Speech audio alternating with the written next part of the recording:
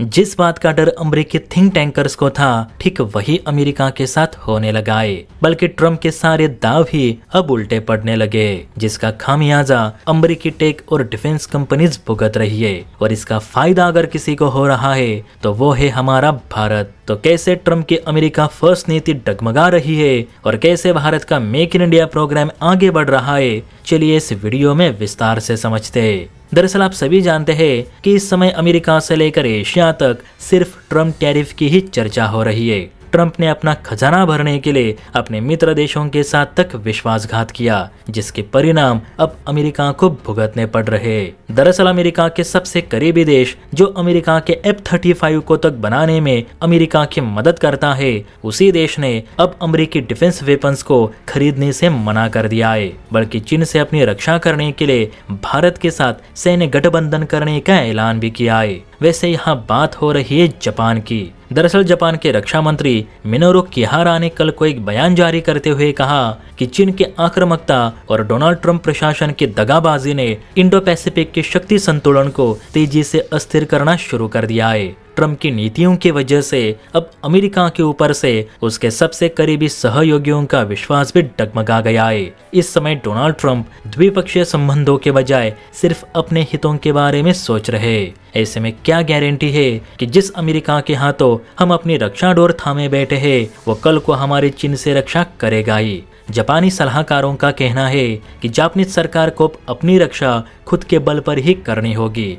America के भरोसे बैठना मतलब खुद के पैर पे कुल्हाड़ी मारने जैसा होगा। अगर चीन को जवाब देना है तो एकमात्र उपाय है कि हम भारत के साथ अपने रक्षा संबंधों को मजबूत करें, क्योंकि भारतीय वेपन्स चीन को मुंह तोड़ जवाब देने के लिए ही बनाए जाते। अब अपने सलाहकारों की बातों पर गौर करते हुए जापानी सरकार ने भारत के साथ अपने रक्षा संबंधों को आगे बढ़ाने की पहल रखी है। बताया जा रहा है कि इस साल के 4th क्वार्टर में जापान के प्रेसिडेंट भारत आने वाले हैं, तब इस पहल पर डिटेल में बात की जाएगी। लेकिन उससे पहले ये कंफर्म हो चुका है कि जापान जल्द भारत से मिसाइलों की खरीद करने वाला है। बताया जा रहा है कि जापान अपनी नेवी के लिए भारत और इजराइल द्वारा मेक इन इंडिया द्वारा निर्मित बराक-8 मिसाइल खरीदना चाहता है, जो कि मरीन लाइन की सबसे बेस्ट इंटरसेप्टर मिसाइल है। ये मिसाइल चीन के किसी भी हवाई खतरे को नष्ट करने की क्षमता रखती है। आप सभी को पता होगा कि जापान के सेनकाकु द्वीप समूह पर चीन अपना दावा करता है और इसे लेकर दोनों देशों में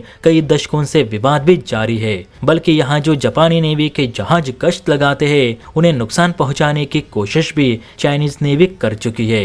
यही कारण है कि अपने जहाजों की रक्षा करने के लिए जापान बराक जैसी इंटरसेप्टर मिसाइल्स की तलाश कर रहा है। इसके अलावा भारत और जापान एक साथ मिलकर संयुक्त रूप से लंबी दूरी की सामरिक स्ट्राइक क्षमता वाली मिसाइल भी विकसित करने पर जोर दे रहे, जिसकी रेंज कम से कम 2 से 3,000 किलोमीटर के बीच होगी। और ये मिसाइल चीन के एयरक्राफ्ट कैरियर के लिए सबसे बड़ा थ्रेट होगी। अब चाहता तो जापान ऐसी मिसाइल्स अमेरिका से भी खरीद सकता था। वैसे भी जापान को ज्यादातर मिलिट्री वेपन्स अमेरिका ही मुहैया करता है, लेकिन ट्रम्प के दादागिरी शासन की वजह से जापान अब भारत की ओर रुख कर रहा है। और यही डर अमेरिकी थिंक टैंकर्स को खाए जा रहा है कि ट्रम्प की नीतियां अमेरिका को ग्रेट बनाने के बजाय कहीं लूजर ना बना दे। वैसे दोस्तों, आपको क्या लगता है, क्या हमें जापान के साथ मिलकर नए हथियारों का विकास करना चाहिए ताकि चीन पे नकेल कसी जा सके?